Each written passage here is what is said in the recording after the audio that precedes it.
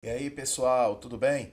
Olha, nesta mini aula nós vamos conversar um pouquinho sobre cubismo e o maior dos seus representantes, o espanhol Pablo Picasso. O cubismo é mais uma das vanguardas europeias, talvez uma das mais incompreendidas, não é? Primeiro vamos entender o que era o cubismo, tá? Olha só, o cubismo foi um movimento artístico que surgiu no século XX nas artes plásticas e se expandiu, não é, para a literatura e para a poesia. Os seus fundadores são Pablo Picasso e Georges Braque. Não é? E os responsáveis pela expansão para a literatura foram os escritores John dos Passos e Vladimir Mayakovsky. Pois é, a imagem que antes era retratada de forma fiel à natureza, né, e que era tão apreciada pelo Renascimento, deu lugar a uma nova forma de expressão artística que representava, na verdade, uma paisagem de uma forma completamente peculiar.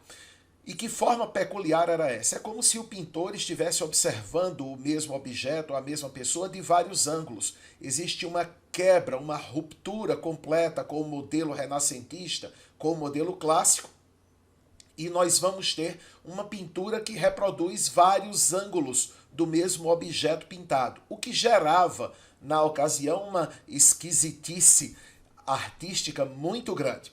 O marco inicial do cubismo é considerado o quadro Les Demoiselles d'Avignon, de Picasso. Esse quadro é datado de 1907. Na obra é possível observar várias influências do pintor espanhol, e é essa primeira obra que a gente vai analisar minuciosamente, tá certo? Então eu quero que você dê uma olhadinha aí em Les Demoiselles d'Avignon. Muito bem, pessoal, vê só. Era primavera de mais ou menos 1907, não é? E o Picasso, ele tinha um grupo de amigos pintores, escultores, colecionadores intelectuais que frequentavam o ateliê dele, né? Então, esse grupo aí se encontra frente a frente com as senhoritas de Avignon, ou Les Demoiselles d'Avignon, tá certo? Ora, muito já se debateu a respeito dessa obra cubista, né? Discutiu-se muito a respeito das influências que o Picasso teve e tudo mais. Essa obra está no Museu de Arte de Nova York, tá certo? Aliás, teve uma restauração em 2003, 2004, realizada por esse museu, tá certo? Olha só, gente, essa obra é considerada o marco inicial e é possível, por exemplo, visualizar referências às máscaras africanas. Você está vendo aqui duas imagens, não é, que trazem máscaras africanas. Também a arte africana foi, de certa maneira, inspiração para a primeira fase do cubismo, tá certo? Nós podemos ver também influência da arte egípcia. Veja essa personagem aqui lateral, né? A forma como ela aparece pintada lembra muito formas que nós encontramos nas obras egípcias, tá? Então, também uma influência do Picasso. É importante perceber, por exemplo, nessa figura aqui que eu estou assinalando para você, que o olhar parece ter sido pintado de forma frontal, mas veja que o nariz está desenhado da forma lateral, reforçando aquela ideia que a gente passou de que numa obra cubista nós vamos ter uma pintura que é feita como se fosse de vários ângulos, na verdade, né? Essa é uma grande marca, digamos assim, do cubismo, tá certo? A cena que o Picasso pinta parece submetida a um choque, né, que faz erguer o fundo em espécie de fraturas aqui que se encaixam umas nas outras, tá certo? E existem cristas, existem depressões, relevos, em um espaço muito apertado, em um espaço claustrofóbico, digamos assim, tá certo? O artista vinha, na verdade, preparando havia muito tempo essa lição magistral do cubismo, né? Durante longos meses ele trabalhou nessa obra aí. Observemos também os traços retos, não é? Geométricos dessa obra, tá? Que também é uma marca muito importante do cubismo, tá certo? É justamente essa questão. No cubismo, as formas da natureza são representadas por meio de figuras geométricas, não é? Destoando muito do que havia na arte renascentista, do que havia no clássico, tá certo? Existe uma espécie de decomposição, de fragmentação e a geometrização das formas, tá certo? Basicamente, o cubismo se divide em duas etapas, né? Les Demoiselles d'Avignon faz parte da primeira etapa. A primeira fase é chamada de analítica e dura até 1912. A segunda fase, sintética, a partir de 1912, usava cores mais fortes, né? As formas eram usadas para formar figuras reconhecíveis, digamos assim. Outra obra que eu quero que você analise junto comigo é Acrobata e Equilibrista, que você está vendo agora. Vamos analisar direitinho essa obra cubista do Picasso. Essa pintura aí é feita de contrastes, né? Você tem uma figura monolítica, poderosa do acrobata, e ela se contrapõe a uma silhueta delicada e instável da jovem equilibrista. Então existe esse contraste, o corpo forte do rapaz, sentado, né, quase cravado no chão, e está envolto ali em tons ocre, rosa, escuro, né? Enquanto que o corpo feminino, bem mais leve, é azul e parece que está pronto para voar, não é verdade? Ora, a jovem que Picasso desenha numa posição espetacular mostra uma graça típica de uma bailarina, tá certo? Olha só o paralelepípedo sobre o qual o homem está sentado, ele aponta na diagonal para a esfera sobre a qual está suspensa a garota.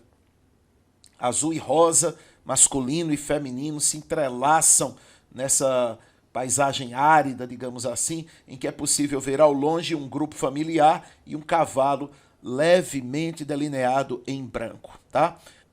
E agora a gente vai falar um pouquinho de uma das principais obras do Picasso, não é? A obra Guernica, essa obra importante que já apareceu tanto em vestibulares, em concursos, e vamos entender um pouquinho mais dessa obra Guernica. Analisa junto comigo. Olha só, nesse quadro você pode ver várias personagens, não é?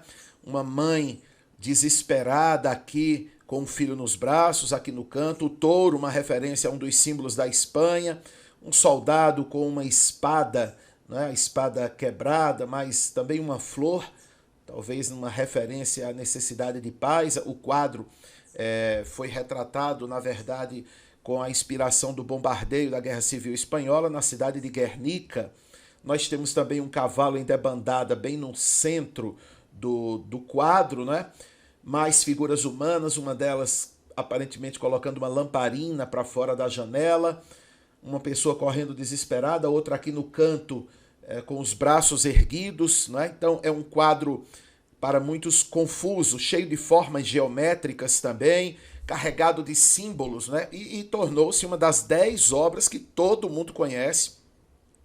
Faz parte, na verdade, da formação visual de todo adolescente, né? Junto com a Mona Lisa, por exemplo, a Vênus de Milo. Essa é uma obra realmente ímpar.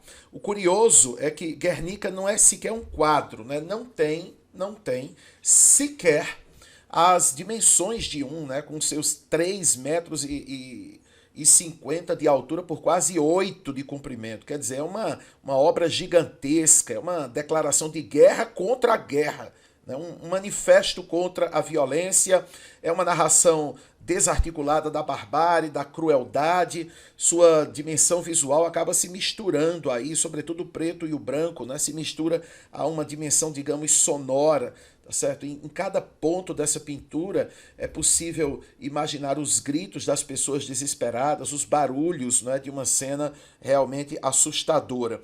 A história é célebre, né? Todo mundo conhece. Picasso tem 56 anos, é um artista consagrado já e tudo, e a República Espanhola, ameaçada pelo avanço das tropas falangistas, né, do general Francisco Franco, confia sua própria imagem a um de seus artistas mais importantes e internacionalmente respeitado. Então ele começa a esboçar esse tema, e Guernica é a cidade mais antiga do País Basco, né? E o seu centro de tradição cultural foi completamente destruído por causa de um bombardeio, né? E então o Picasso reproduz isso. Esse bombardeio aconteceu no dia 26 de abril de 1937. 26 de abril de 1937. Hitler, é bom dizer, apoiava Franco, né? E usou o episódio para testar o poderio de sua recém-força aérea, tá certo? E a partir de 1º de maio daquele ano, né, 4 dias depois, o Picasso esboça a primeira ideia dessa obra. Então, Guernica é de fato um quadro que todo mundo conhece e cuja história é realmente triste e é retratada, não é, nessa magnífica e gigantesca obra deste que é o principal nome do cubismo, tá certo? Vale lembrar também que o cubismo influenciou aqui no Brasil artistas, não é, do modernismo. Então, artistas como Tarsila do Amaral, Anita Malfatti, Rego Monteiro e Di Cavalcanti, todos eles foram fortemente influenciados por essa vanguarda europeia, tá bom? Grande abraço, acompanhe nossas aulas aqui no canal, recomende para os seus amigos, compartilhe o vídeo, né? Marca aqui no sininho para toda vez que tiver um vídeo novo você ser alertado, tá bom? Não esquece disso, a gente tá junto com você no Enem. Grande abraço, galera!